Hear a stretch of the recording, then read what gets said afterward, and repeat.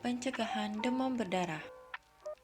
Demam dengue atau yang biasa kita kenal dengan demam berdarah adalah penyakit infeksi yang disebabkan oleh virus dengue dan ditularkan melalui perantara nyamuk Aedes aegypti dan Aedes albopictus. Penyakit ini cukup berbahaya karena dapat menimbulkan wabah. Mari kita kenali nyamuk Aedes. Yang pertama, mari kita kenali siklus hidup nyamuk. Nyamuk dewasa akan bertelur di air yang tenang dan tanpa ombak. Telur kemudian akan menetas menjadi jentik-jentik, lalu makin lama berubah menjadi kepompong yang akan bertumbuh menjadi nyamuk dewasa. Siklus ini akan terus berulang apabila kita tidak melakukan pemutusan pada siklus hidup nyamuk.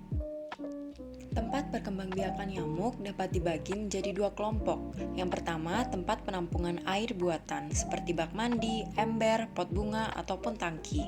Yang kedua, yaitu tempat penampungan air alami seperti kubangan air saat hujan, pelepah daun, dan batok kelapa. Selanjutnya, mari kita kenali ciri-ciri nyamuk Aedes. Yang pertama dari warnanya. Nyamuk biasanya bercorak loreng-loreng hitam dan putih pada bagian badan dan kakinya. Yang kedua yaitu umumnya nyamuk menggigit pada siang hari.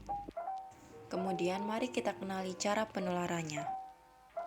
Demam berdarah dapat ditularkan melalui gigitan nyamuk Aedes aegypti atau Aedes albopictus. Nyamuk mendapatkan virus saat menggigit orang yang sedang menderita demam berdarah. Virus tersebut dapat bertahan pada tubuh nyamuk selama kurang lebih 7 hari dan dapat menyebar ke seluruh bagian tubuh nyamuk termasuk bagian air liurnya. Saat nyamuk menggigit tubuh seseorang, maka virus tersebut ikut masuk ke tubuh orang tersebut melalui air liur nyamuk, dan apabila orang tersebut memiliki kekebalan tubuh yang lemah, maka dapat menyebabkan sakit. Tanda dan gejala demam berdarah. Yang pertama yaitu demam yang tinggi, mendadak, dan terus-menerus. Yang kedua yaitu muncul bintik-bintik kemerahan di kulit yang tidak hilang saat kulit diregangkan. Yang ketiga yaitu nyeri di ulu hati atau perut bagian atas dan nyeri sendi. Kemudian pada gejala yang parah dapat muncul perdarahan pada mukosa seperti perdarahan pada gusi, kemudian mimisan ataupun BAB yang berwarna kehitaman.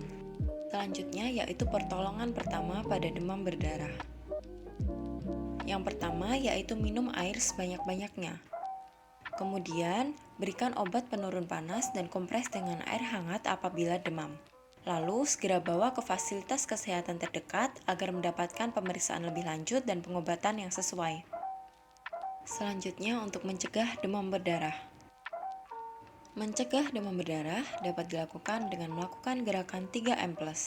3M terdiri dari menguras dan menyikat tempat penampungan air, menutup tempat penampungan air, dan memanfaatkan kembali atau daur ulang barang bekas.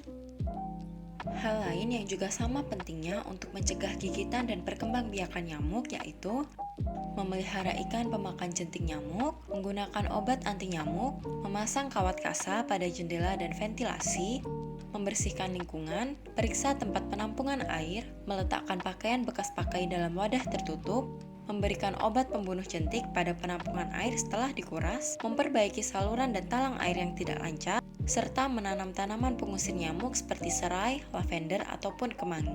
Selanjutnya, mencegah wabah demam berdarah. Wabah demam berdarah umumnya akan mulai meningkat pada saat pertengahan musim hujan. Apabila sudah terdapat kasus demam berdarah, maka perlu dilakukan pemantauan apakah ada penderita demam berdarah lain di sekitar atau penderita demam yang sebabnya belum jelas. Maka dari itu, kegiatan 3M+ harus dilakukan secara rutin dengan melibatkan setiap anggota keluarga. Lalu, bagaimana membedakan gejala demam berdarah dengan COVID-19? Demam berdarah dan COVID-19 merupakan penyakit yang sama-sama disebabkan oleh virus dan umumnya ditandai dengan demam serta nyeri sendi.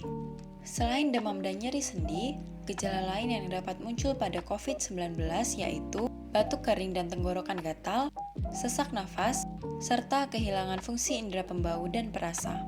Jika merasakan gejala-gejala tersebut, jangan takut untuk membawa ke fasilitas kesehatan terdekat apabila belum mengetahui penyebab dari gejala yang dirasakan. Lakukan 3M+ secara rutin untuk mencegah demam berdarah. Dan ingat, pandemi masih belum selesai. Tetap terapkan protokol kesehatan. Ayo, kita jaga kesehatan bersama.